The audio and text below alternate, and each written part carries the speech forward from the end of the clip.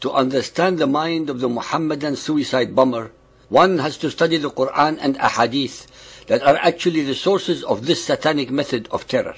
Unfortunately, because of time constraints, I can recite only a few examples from among the hundreds that fill the Quran and Hadiths. Chess. Sahih Muslim Hadith 5612, narrated by Buraidah ibn al-Hasib. Allah's Apostle said, "He who played chess is like one who dyed his hand with the flesh and blood of swine."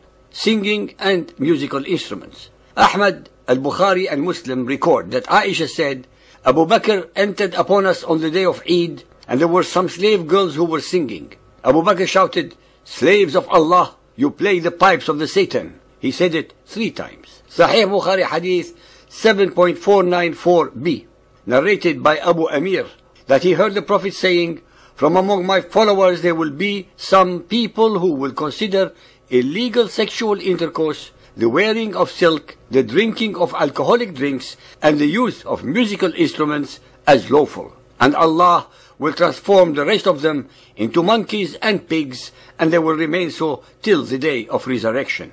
Bells.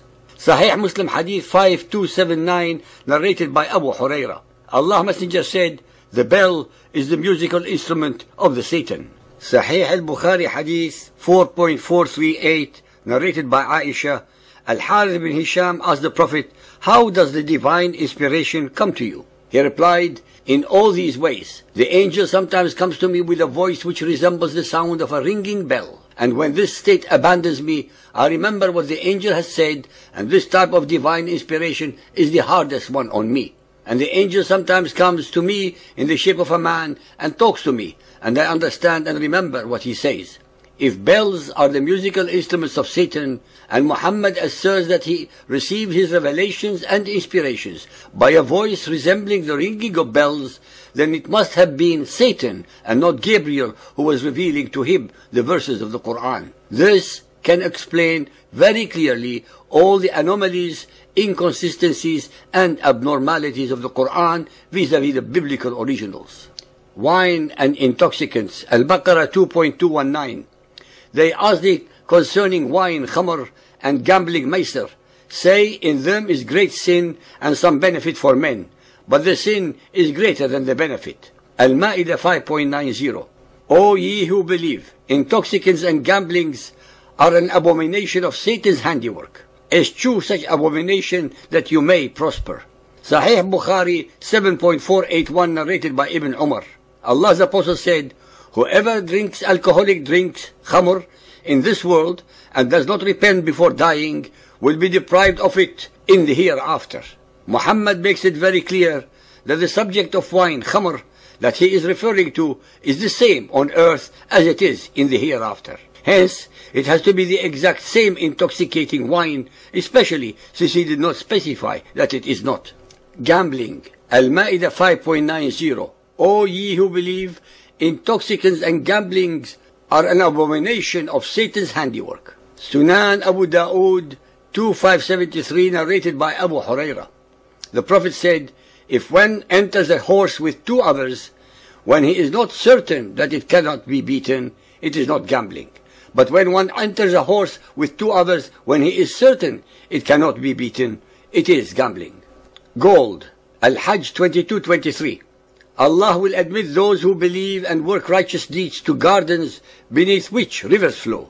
They shall be adorned therein with bracelets of gold and pearls, and their garments there will be of silk. Sahih al-Bukhari Hadith 7.728, narrated by Hudayfa. The Prophet forbade us to drink out of gold and silver vessels or eat in it, and also forbade us the wearing of silk or sitting on it. Sahih Muslim Hadith 5176, narrated by Ali ibn Abu Talib. Allah Messenger forbade wearing of silk and yellow clothes and the gold ring. Sunan Abu Dawood 4224, narrated by Abu Huraira. The Prophet said, "If anyone wants to put a ring of fire on one he loves, let him put a gold ring on him. If anyone wants to put a necklace of fire on the one he loves, let him put a gold necklace on him. And if anyone wants to put a bracelet of fire on the one he loves, let him put a gold bracelet on him. Keep to silver and amuse yourselves with it." Silk. Al-Kahf 18.31. For them will be gardens of eternity, beneath them rivers will flow. They will be adorned therein with bracelets of gold, and they will wear green garments of fine silk and heavy brocade. Sahih al-Bukhari Hadith 7.722, narrated by Ibn Abi Layla. Allah's Apostle said, gold, silver, silk, and dibaj, a kind of silk, are for them, unbelievers, in this world, and for you Muslims in the hereafter. Al-Tirmidhi Hadith 4404, narrated by Uqba bin Amir.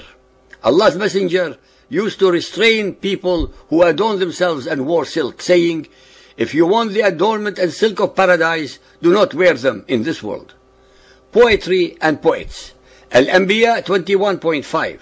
Nay, they say, medleys of dreams. Nay, he is but a poet. Let him then bring us a sign like the ones that were sent to prophets of old. Al-Saffat 37.36. And say, what? Shall we give up our gods for the sake of a poet possessed? Sahih al-Bukhari Hadith 8.176, narrated by Abu Hurairah. Allah's Apostle said, it is better for any one of you that the inside of his body be filled with pus, which may consume his body, than it be filled with poetry. Pictures and paintings. Sahih al-Bukhari Hadith 7.834, narrated by Muslim. I heard Abdullah saying that he heard the Prophet saying, the people who will receive the severest punishment from Allah will be the picture makers. Sunan of Abu Dawud Hadith 227, narrated by Ali bin Abu Talib. The Prophet said, angels do not enter the house where there is a picture or a dog or a person who is sexually defiled.